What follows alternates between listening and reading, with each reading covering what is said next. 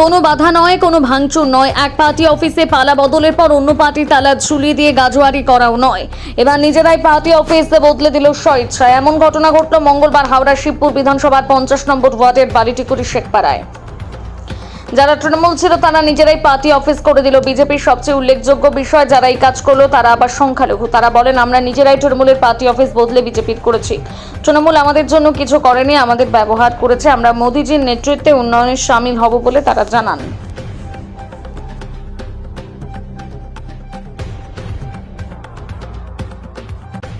রং করে দিলেন, কি হলো? আমরা উন্নয়ন মোদিজির কাজ করার জন্য সঙ্গে জয়েন হলাম। আমরা কি ছিল এটা? তৃণমূল পার্টি অফিস ছিল। তৃণমূল পার্টি অফিস থেকে আমরা মনে ভাবলাম যে না, আমাদের উন্নয়ন হবে, ওই জন্য আমরা জয়েন করলাম বিজেপিতে। মোদির উন্নয়নের জন্য সামিল হলাম আমরা।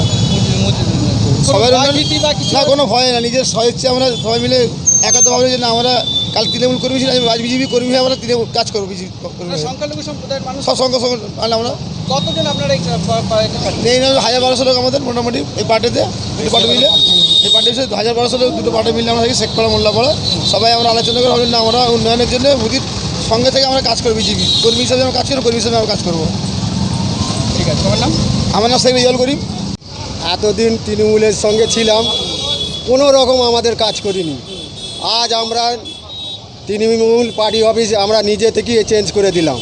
এই জন্যে আমরা চাই উন্নয়নের কাজ করুক। আশা করি আমাদের সঙ্গে আমাদের মোদিজি করবে, এটা আমরা আশা রাখি। আমরা স্বইচ্ছায় পার্টি অফিসকে আমরা চেঞ্জ করে নিলাম। কেন? তৃণমূল আমাদের জন্য কোনো কাজ করিনি। আমরা সংখ্যালঘু, আমাদের খালি ইস্তেমাল করা হয়েছে।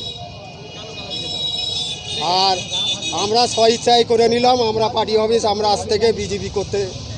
জয় শ্রীরাম, জয় ভারত, জয় জয় ভারত, ভারত মাতা কি, ভারত মাতা কি, ভারত মাতা কি, ভারত মাতা কি, ভারত মাতা কি।